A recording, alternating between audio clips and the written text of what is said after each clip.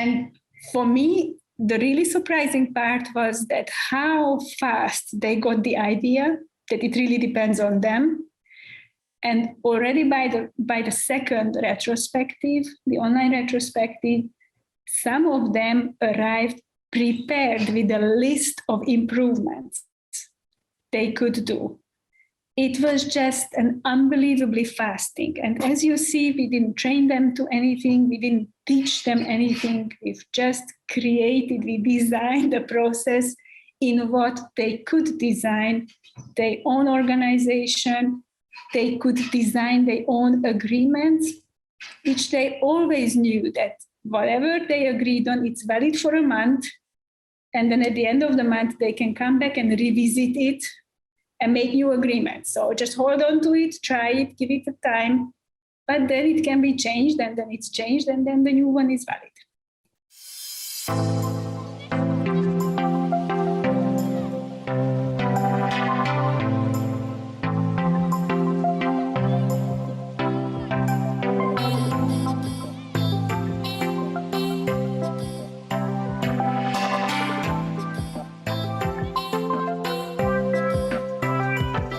So today is really a challenging thing for me because I really would like to show you a lot, and on the other hand, not overload you with too much. And as I already mentioned you, the structure of this 1.5 hours is that I'd really like to share some of the most important things I think everybody should know who works with organizations or works inside organizations, about how to deal with complex systems and what is organization development and design. And of course, I'd like to show you or share with you how does this look like when we're doing it in a solution-focused way and showing it via a case study. You might have had the opportunity to read the case study, because if I know that well, then John has sent out already the link. But don't feel bad if you did not. So I'll try to talk about the case in a way that you can understand it also if you're just hearing about it for the first time. And then I really, if I'm managing well the time, I'm really hoping that we will have time, not just for questions and answers, but hopefully a good conversation about these topics. I mean, when I saw the names who are attending this event, I myself got super excited also about, wow, there's all this knowledge and experience in the room. So I definitely wouldn't like just to present and share, but also would love to engage in a conversation. So to do that, of course, it will be not a surprise to you that I also would love to know what brings you into this session and what are your best hopes about it.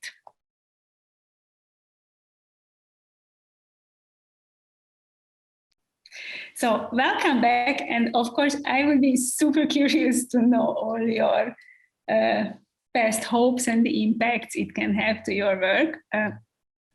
But we're not going to have time for you all to tell us, but maybe we can use the chat so that you can share with me the one topic or the one question that's loudest in your head at the moment, that you really need me to cover, or you really need an answer from me or from the group or the people who are here, so that that best possible impact to your work can happen.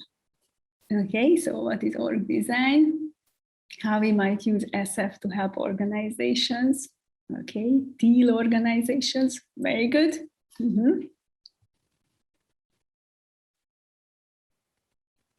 Conflicts that arise when creating solutions. Okay, different ideas in the room.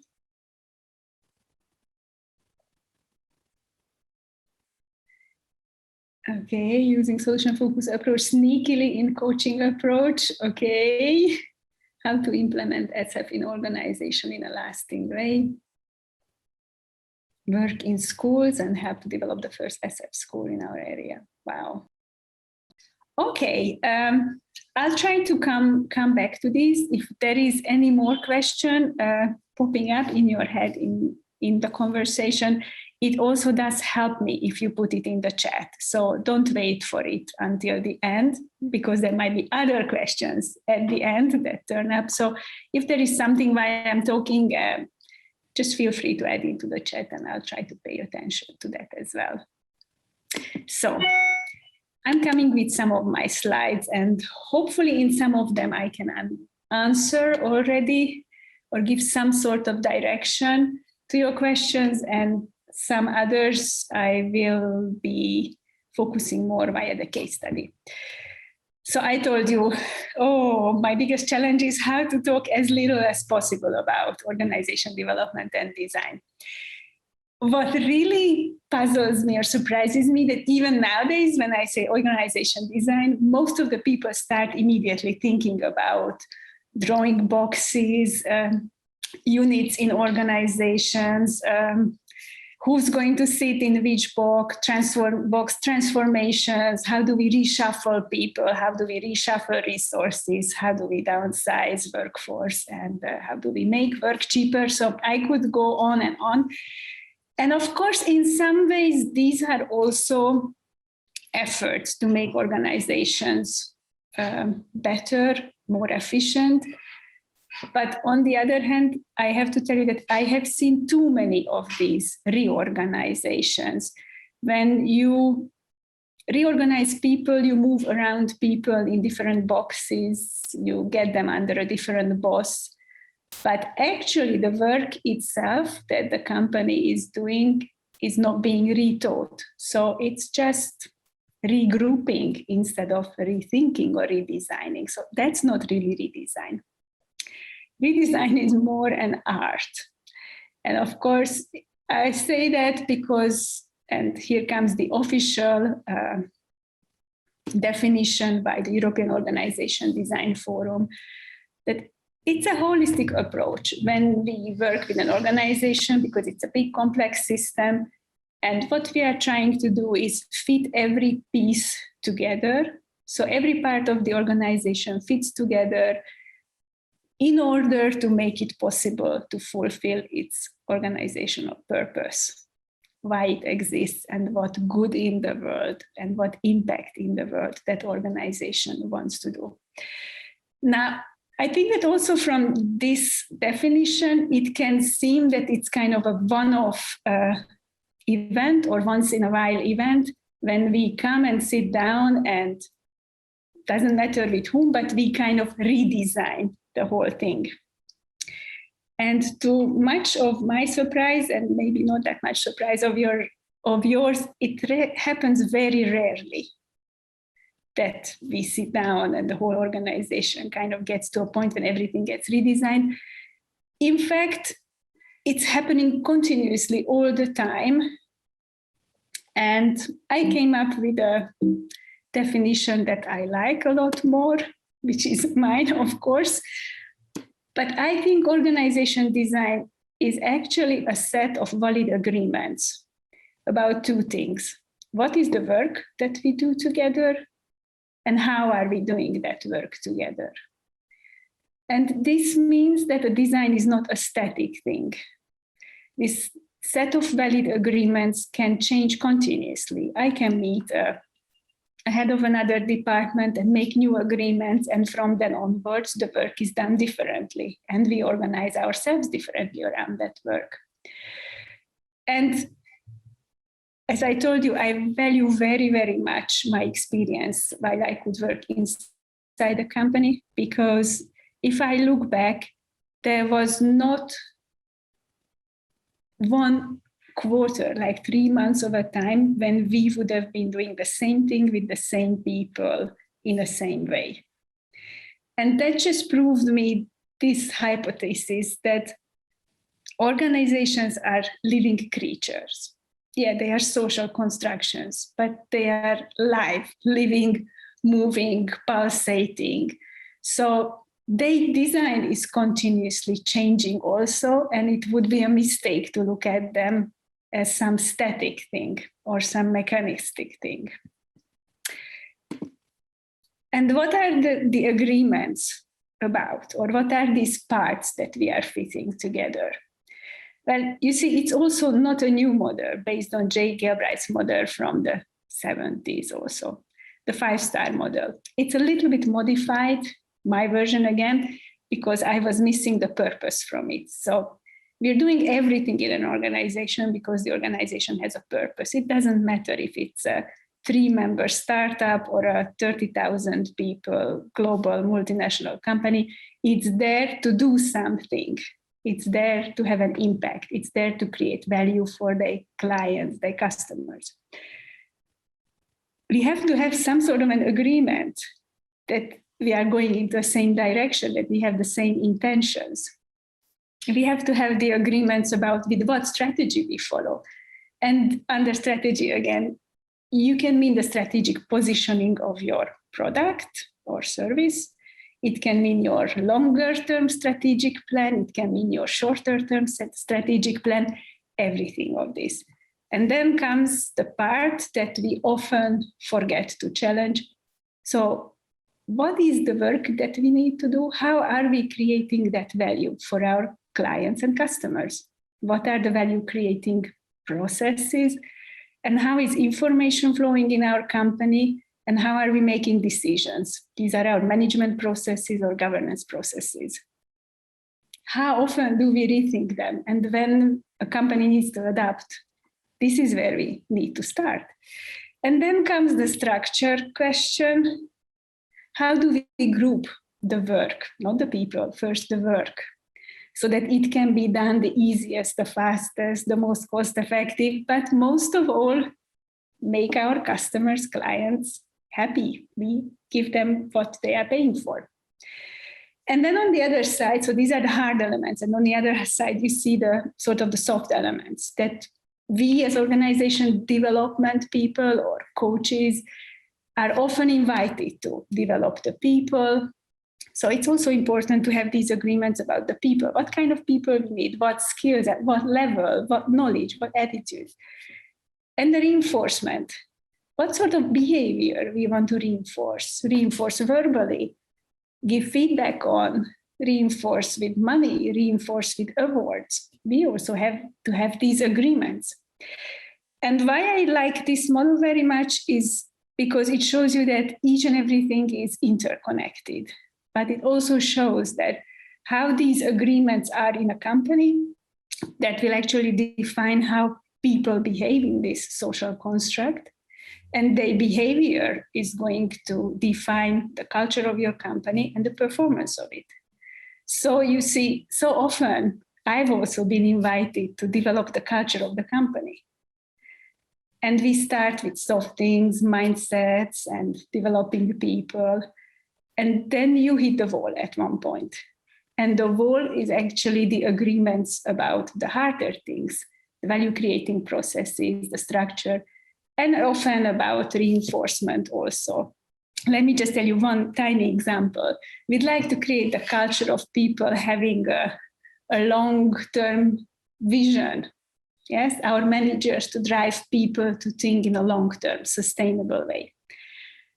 But then we're contracting all our directors for a 1-year defined length contract. So what are they going to be motivated to? You could develop and work on the culture of long-term responsibility when you're reinforcing a different behavior. Yeah, just one example, but also just kind of a little glimpse to us that why for me it's very important to talk about organization development and design together.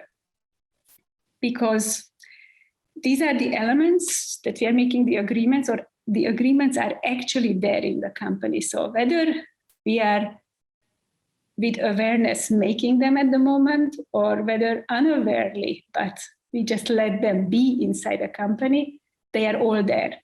They are all influencing how people behave and how the company is actually performing. So this is kind of one layer of it. But of course, the other layer is, as I said, that these sets of agreements are there and they are continuously being made, and new agreements are being made and fine-tuned. And as I said, like a living organism, the organization is developing. And this is why when I talk about organization development, I talk about supporting the organization, the system in its own evolution. And as I said, it very rarely happens that you take the whole. Most often you get one topic or get one unit or get one team that you can start with. And also why I brought in this model, which I also love very much, a disaster life cycle model.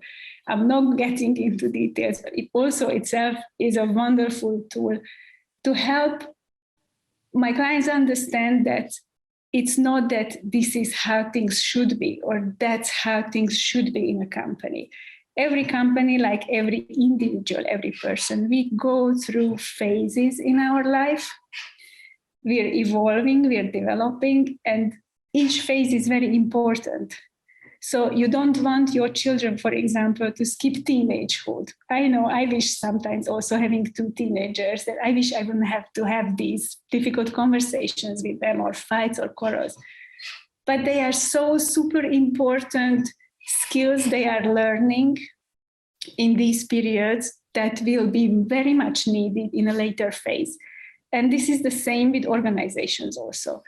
So we should never hurry them in their evolution. We shouldn't have an agenda, how an organization should like, how people should behave in an organization. And the other important reason why I'm showing you this model is because it very clearly resembles to the product life cycle. Yeah? And it's not an accident. That's because no company, no organization can develop faster than its service or product is taking its place on the market. So you cannot start developing an adolescent type of company where everything is organized and processes are clear and everybody knows what they are working, if the company still hasn't established its market, if it's still about getting new clients, because it needs a completely different behavior to go after any potential client than when you have a set amount of clients paying for you, so you can sit a little bit more comfortably and deal with your processes. So sometimes having messy processes is a good sign in a company that they are still running after their clients, and it's wonderful. So let us not be the judge whether something is right or wrong, but let them be so that they know where they are and where they can go next. And with this where they can go next, I'm coming closer to, I think what's so important for us and for me also in solution focus, that we let our clients to dream or imagine their next possible preferred future. And we can only help them to get there. What they cannot imagine, we cannot imagine instead of them. We can inspire, we can stretch their imagination with, of course, lots of interesting way, but at the end, it's about what they imagine. And it might be that they are going around in one phase and moving a little bit for years. And it's wonderful for that business, because imagine they might be doing something that will be a 500-year-old company at one point. So why to rush it? Why to move it forward? Yeah. So just a few thoughts about this. And then last but not least, how are we looking at companies and what kind of glasses are we wearing is also so super important. And I love Niels Flegig's approach, and I just can suggest read his book, read his slides. He's a wonderful thinker. And on this slide also, he shows 3 different realities that are in a company, and there are a lot more. I also work a lot with the legal reality. But let's just have a look at these 3. And one is the formal structure, the boxes. This is the power structure. What matters here is your position, the budget, the power of who you are, where you sit. And I think I don't have to tell you that way too often we think that this is the only reality of an organization. When you ask people what are they doing in a company, they're probably going to identify themselves. The bigger the company, the more likely it is giving you where on this chart, in which box, under whom they are doing what. Of course, we know that this is not the only reality, and especially in organization development, we use a lot of the informal structure, which is the social network, where the value is information. How do you collect your information within the organization and how you can influence things in the organization? And you see that doesn't really happen in the formal, but also in the informal way. And of course, we use change agents, we identify influencers within the organizations, and we use them to support change we want to achieve. Yeah. And the third reality is, so one is a very rigid reality, yeah. The other one is very gooey and messy. And the third reality is, it's also there. It's the value creating reality. How work gets done, how at the end of the day our client customer gets what they want, what they pay for, or what they ordered from us. So the value creating reality is actually how the work is done. And unless the organization decided to group the work based on the processes, these people are not going to sit in the same part of the organization, in the same box. And again, going back to my own experience, I saw that this is the reality that's most pulsating within the organization, because you could look at it like projects or things we are working on. In 1 month, I was working very intensely with one unit, with the internal communication. Another month, we were working very much with the procurement and another. So because the nature of work makes us adapt. And if we would look just at the value creating reality of the organization, we would see a very adaptable, very pulsating, the very living nature of the organization. And what I'm saying is, we don't have to kind of demolish the other two, but in my wish, we would kind of treat these three realities with equal importance. And why is that? Especially because, I mean, I'm also brought a case to you about an agile transformation. And I have seen so many, and I've also been a subject of one, when from a very hierarchical organization that only really sees its power structure, everything is seen through that eye.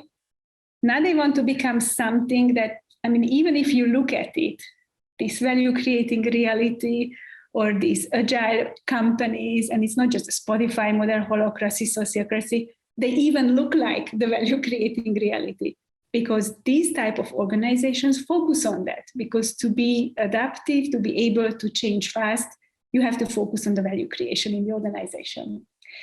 And where I'm going with this is that for an agile transformation, you might not have to redraw your company again and rebox your people and the work, because in fact, there might be this parallel reality already in your organization. And as I told you, I had my own experience. So at my previous workplace, finally the big agile transformation came. And I was running around like a madman saying, hey, did you know that we've already identified 10 different places in the organization where teams, smaller or bigger, are already working in some agile adaptive way? And the company was not ready to see that the positive deviance, the signs of progress was already there. And why I love this case so much that I've brought to you is because this case is the complete opposite.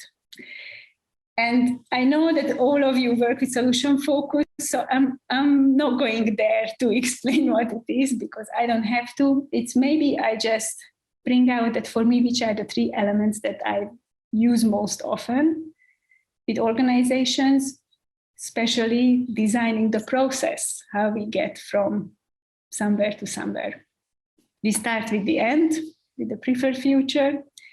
I love focusing on the resources of the system, of the organization, not just of the individuals.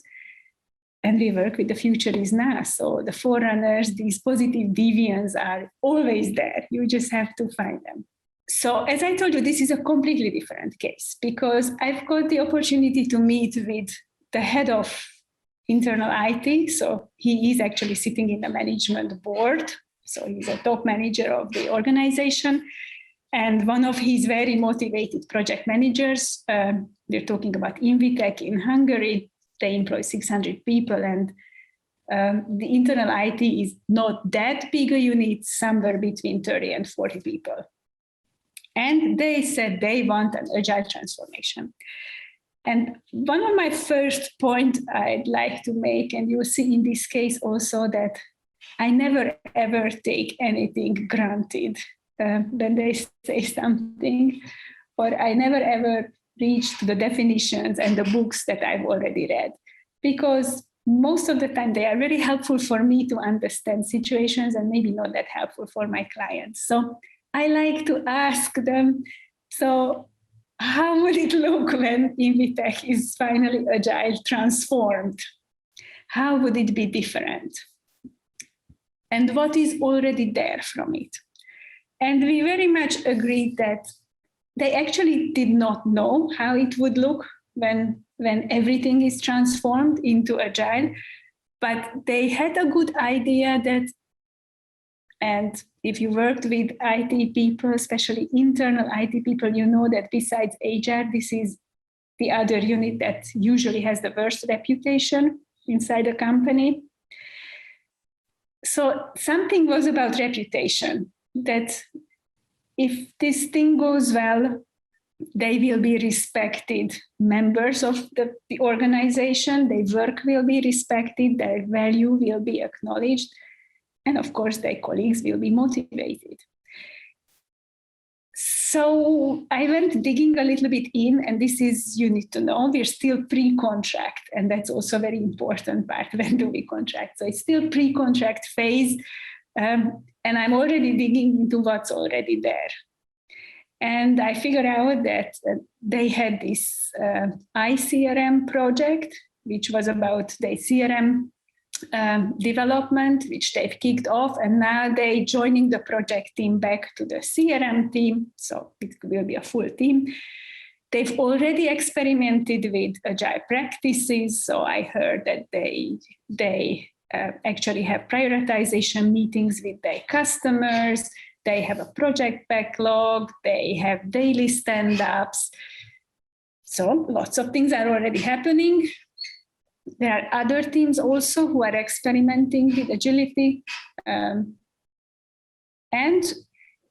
we agreed that because this CRM team seems to be most ahead of the others, let's focus on this. Let's focus on this team and use it as an expeditor team, someone who are running far ahead, and see how their transformation, their agility can be developed. We still don't know what that means, yeah?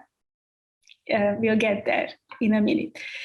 So what did I contract for? I contracted for with them to support this team to establish good agile practices with the hope that if something goes well inside the organization, it will catch fire, so that we're not going to use them as a pilot team and then roll out later what they come up with.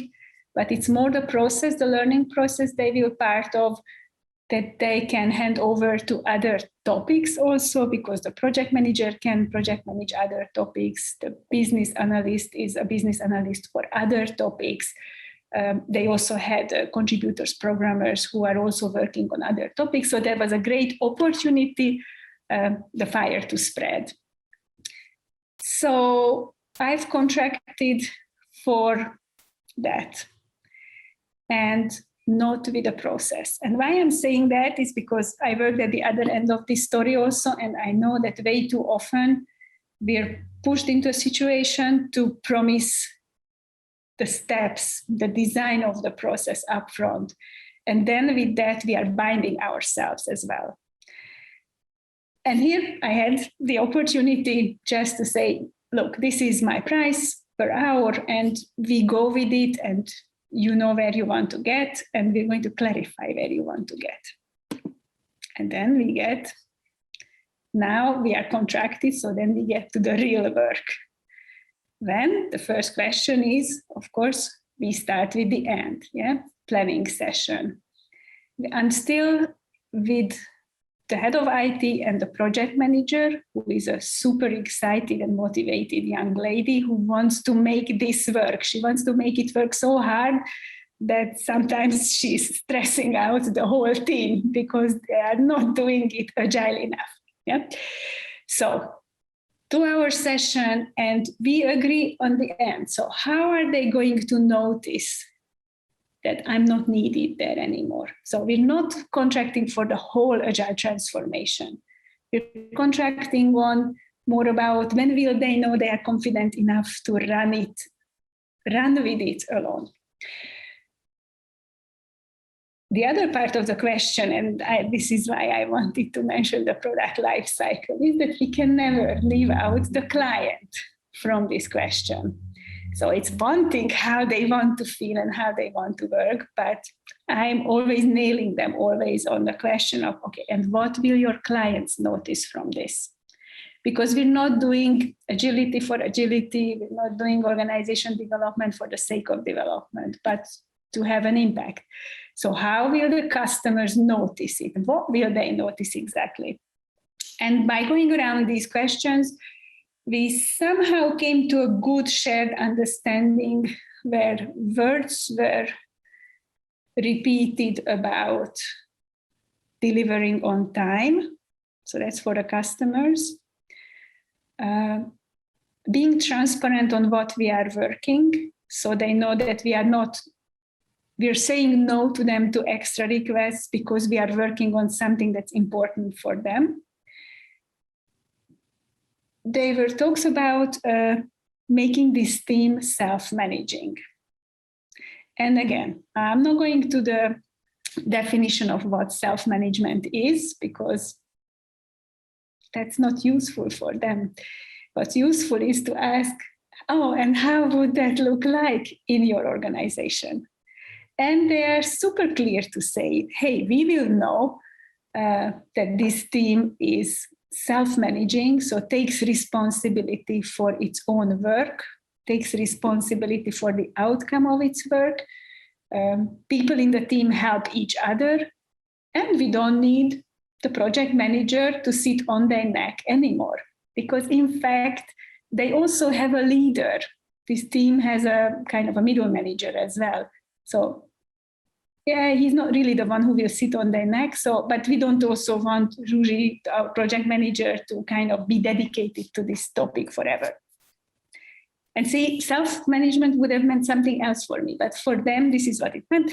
And then we had our best hopes talking about if everything goes super well, by when do we reach this? And we are in 2020, end of February. And, best hopes, okay, let's be ambitious, August. So by August. And I also said, yeah, this is, I mean, it really did seem quite ambitious, especially how they were talking about some of the team members and where the difficulties are coming from. And maybe I'll mention a few, especially the main developer, the head developer, not being very good with time management, not being very good with saying no to business requests. And because of him, they are constantly running late. They overstressed, he's overstressing himself, and the team is overstressed because they're not delivering on time. They testing overnight and at weekends before the releases. So yeah. Okay, so let's take on an ambitious role and goal. It's wonderful. So how do we start, and how is the process going to look like from February to August? And then the next thing that is so important for me is that I already talked about this, that the process should reflect where do we want to get? So if we are trying to get to a self-managing responsible team, if we are getting somewhere where the team works in an agile way, then our process should reflect that as well. So it's going to be an agile process where we work also in sprints, and we only design what we are doing in the first sprint together, and then we have a look at the end of it and define what's happening in the next sprint. Again, not committing from February to August and then limiting the process with my commitments is an important element, I think, in this case. So what happened in the first month? What did we agree on? First of all, again, building on what's already there. So this team has been experimenting with agile practices for 3 months now. So there should be some good things, even though they don't really believe, and it looked a bit like it's more important for the project manager than to them to have it. Let's do a retrospective and let's look at what shall they continue to do, what is maybe the new things they should start, and what are the things they should stop doing because it's not taking them anywhere. One of the things that came up on this retrospective, and this was the one and only time I've met with the team in person, was that they are not very good in estimating the time and effort they need to create each function that they are committing to in a sprint.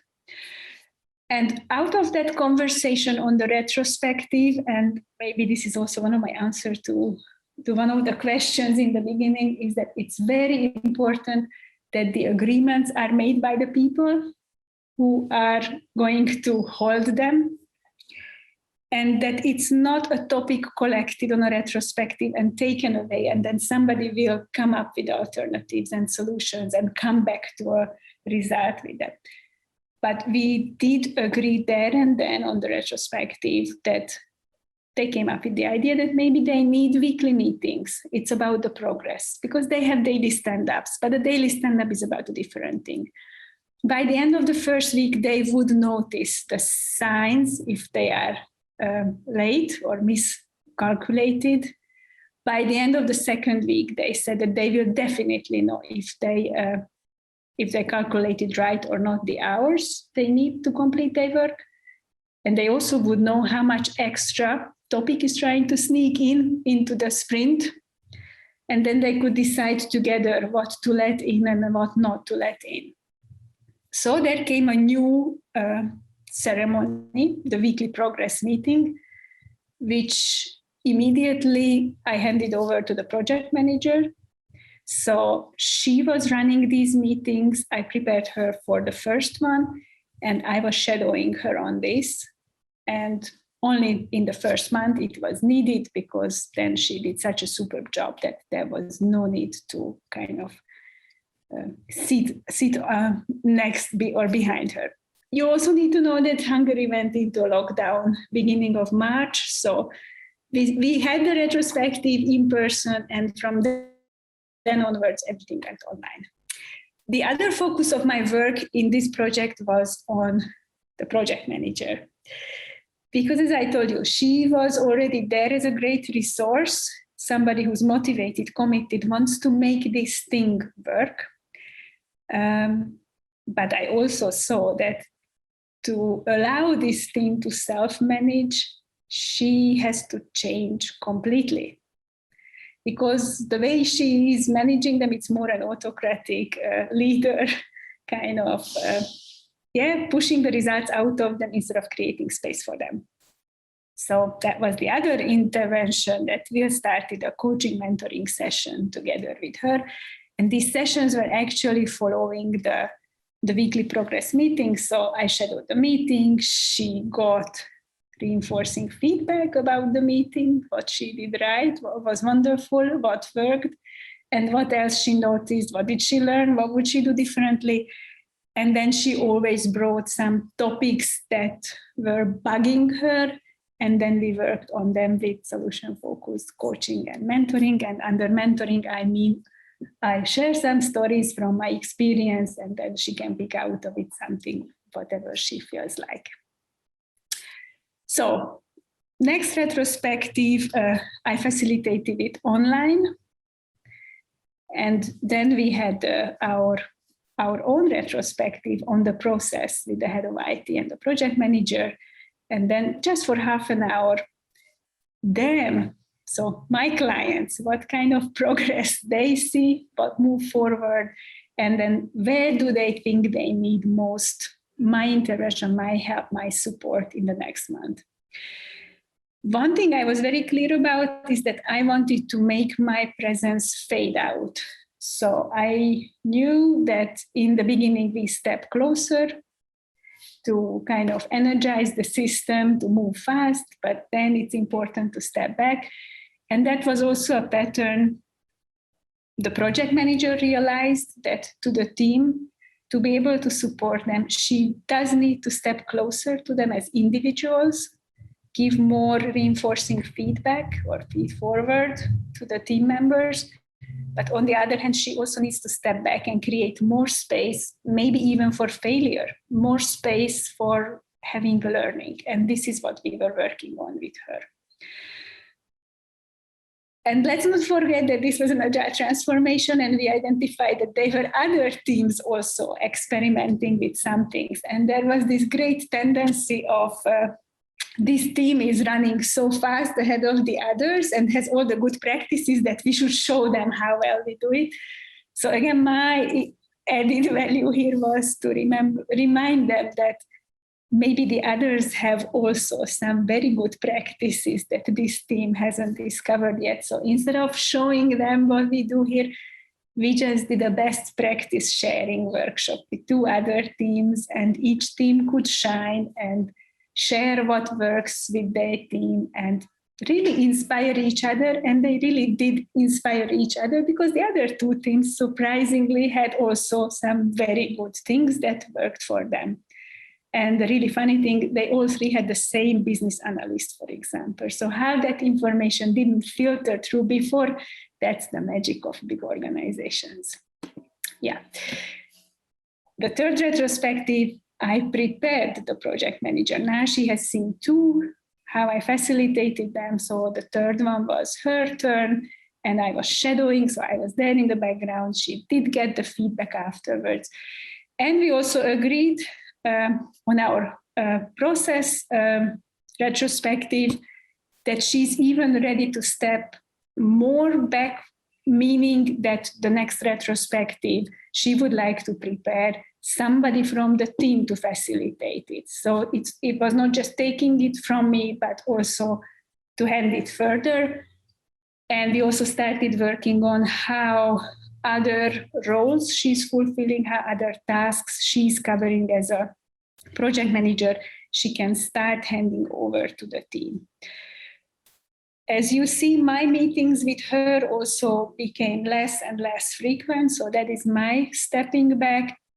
And there was a retrospective, which I know only from her about, and it was facilitated by a very quiet business analyst, which was also a wonderful improvement in the process. And at the end of our May process retrospective, we figured out that everything they actually wished for August, they've already achieved.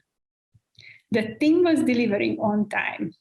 In the middle, there was a hitch, and they didn't, and they learned a lot from that.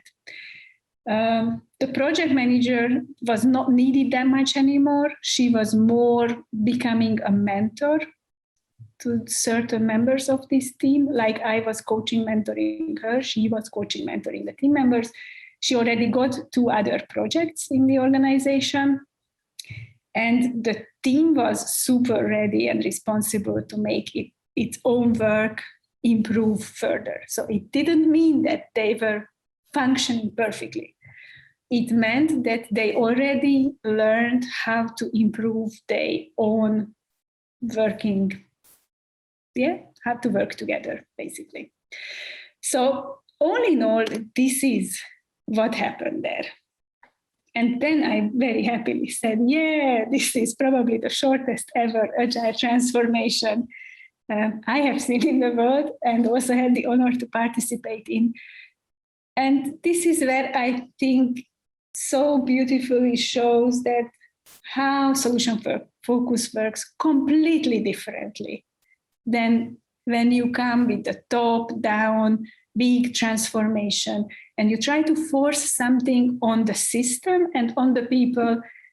Then you talk about change management, you talk about resistance. Where is resistance here? I mean, there was some resistance, and you could ask, of course, not everybody ran into this happily, but nothing was forced also.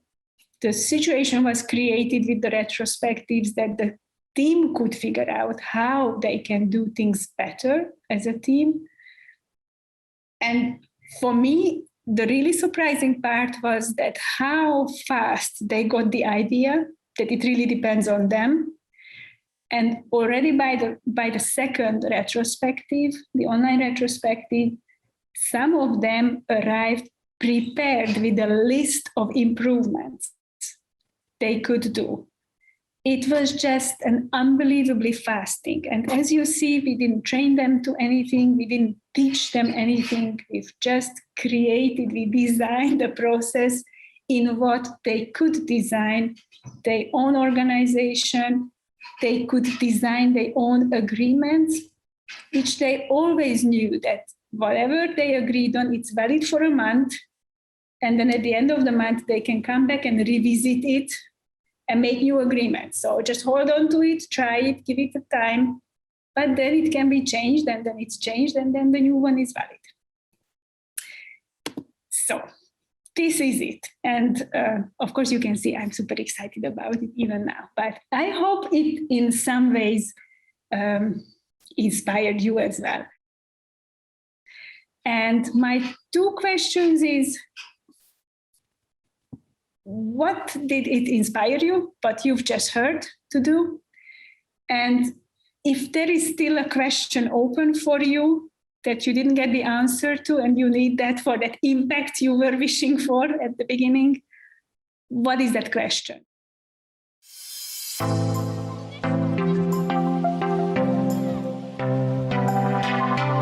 So maybe again, instead of saying into the air your questions, if you would be so kind to write it into the chat, because with that maybe I can combine some answers together with them, and yeah, maybe then onwards the conversation is free. So we start somewhere and let's see where it takes us. And while you are typing your question, maybe I'll start answering, because it's also such good questions. Yeah, the self-organizing and how it took them so short, and how this miracle happened, and if we need a process for self-organizing or not. See, when they said that they'd like to sort of be self-managing, self-organized in their own way by August, I also thought, oh, okay, it's a little bit challenging, because I had with my own team inside Magyar Telekom 3.5 years when I said, okay, now they are self-organizing. Regular. Yeah, and there was no process because that was not the aim at that time, but we just always improved, and at the end, hey, we became a self-organized team. But I also knew that with that experience, I knew exactly what were the nitty-gritty things, or the tiny little things that mainly I had to do differently as the leader in my story.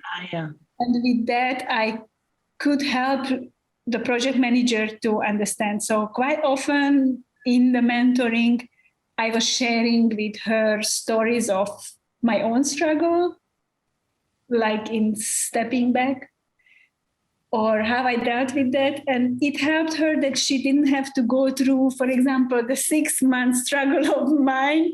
What would happen if I would not do one-to-ones anymore every week, 1 hour with everyone?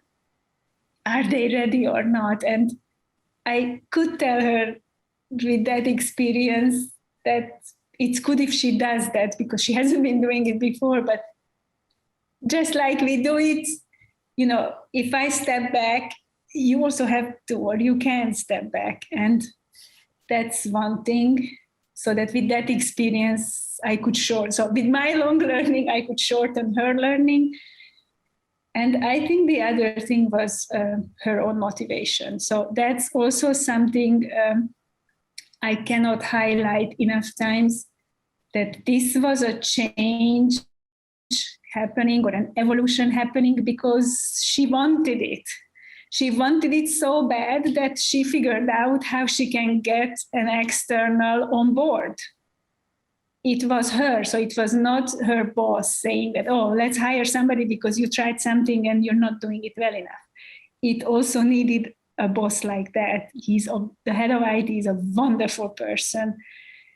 So yeah, they were the secret ingredients of their own miracle. That's how. Very last from Heike. She's asking, please share some elements you used during the retros that made them light. Maybe this is a little question. Yes, and which is interesting for all of us, I guess, as well. Yes, because you see, the retrospective can also be very solution focused, and it has somehow developed a developed structure, which of course I developed with my own team during the 3.5 years. But what it does is, first we celebrate the achievements of the successes of the sprint. What is it that we have achieved? What is it that makes us proud? And it's what's and how's. So it can be that we developed that button on the right-hand corner, but it can be also that we said no when they were knocking on every door of ours, that we have to fix something that is urgent. Then we do acknowledge the individual contribution, which is basically a solution-focused resource gossip. So now that we know what we have achieved, what was each and every person's contribution, and we were in the online space. I was just telling Annette, it's also for the shadowing, the online space is wonderful because you just switch your camera and microphone on and off and you're not there. With the resource gossip also, each and every person gets it, how he or she contributed to those achievements. And as the group is getting better, they also start noticing how each person developed, improved, became better in saying no, became better in time managing, became better in negotiating the whatever. And then we go to finally the retrospective part where we do I use the stop, start, continue as the simplest structure to teach the teams. But I usually see that after the third retrospective, they don't really need this rigid structure. So they know what it is for, and they are already coming with the suggestions, what to leave and what to start and how we should do things differently. And then last but not least, there is the agreement about everything that they suggest. And in that, I also don't highlight it quite often, but we're actually using a decision-making form that is coming from sociocracy and holacracy very much, the consent. So if anybody has a suggestion what we should do differently, if nobody opposes to it, then we go with it. And we try for a month and see how it works.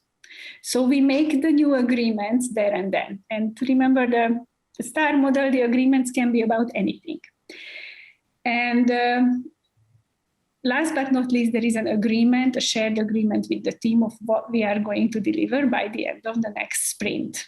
So even though there was this agreement made with the business and they were involved in that prioritization and presetting of how much time they need and blah, blah, blah, at the end, there is the kind of agreement that, okay, this is then what we are working on in the next month. And does everybody know what he or she is doing in it? What will be your contribution? Where are you needed?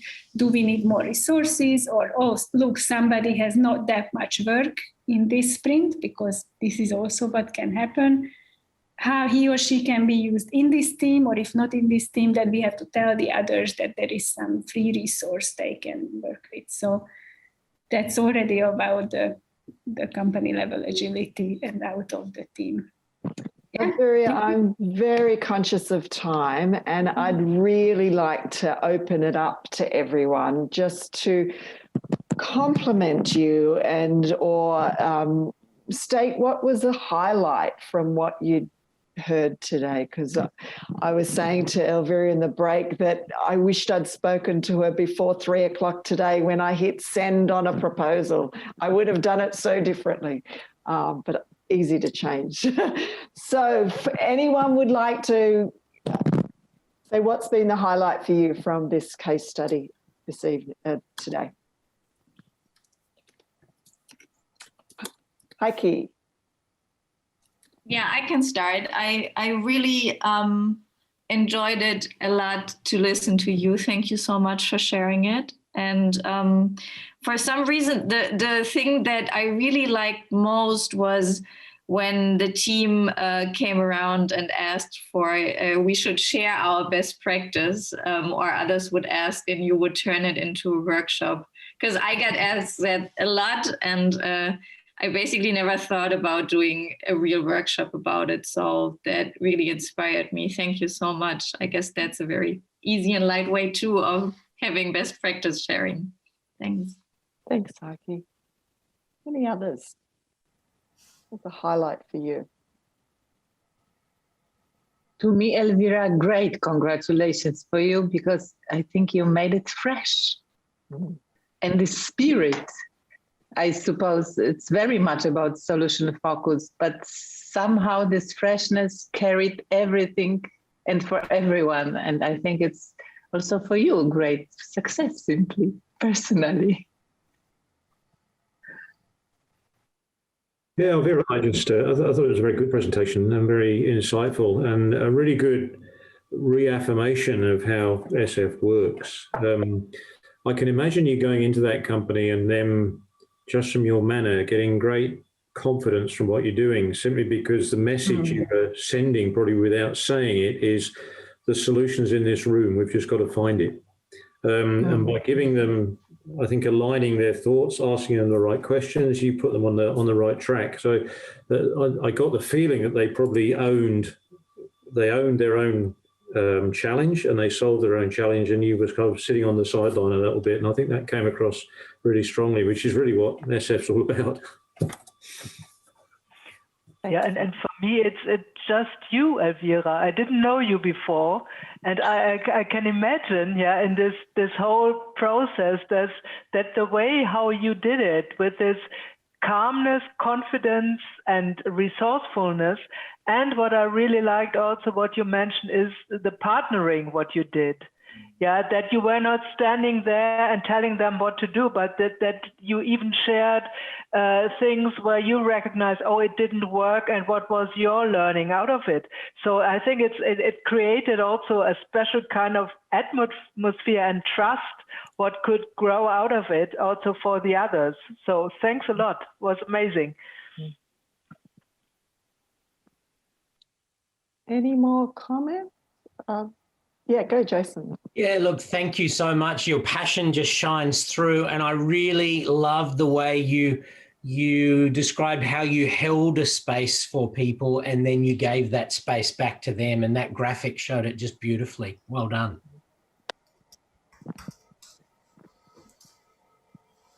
Annette? John, go for it. So I would just, I thought your article was outstanding that you put in interaction. And so I was really keen to see you talk about this. And the one big thing I picked out was your confidence to go in and say there is no process and to work with the team, which is building on what John was saying. That was just inspiring to know other people are doing that, because that's my belief as well. But it's sometimes people just say, well, what's the process? What's the process? What are you going to do? So that was so good. Thanks, John. Look, I'd just like to say a really big thank you to Elvira. I knew it was going to be good. I know she's just an amazing consultant, SF practitioner, and I've learned so much myself. And as I said, I wish I hadn't pressed send 2 hours ago to this proposal. I would have done it so differently now. But I'm going to be working with Elvira, get some coaching from her next week. So I'm looking forward to that. So thank you again, Elvira. Big round of applause from everyone. And thank you for coming along to this session today. Thank you very much. Thank you for all the great words, and I'm happy to connect on LinkedIn, and you can follow our page, Go Beyond Project, and hope to hear from you also soon.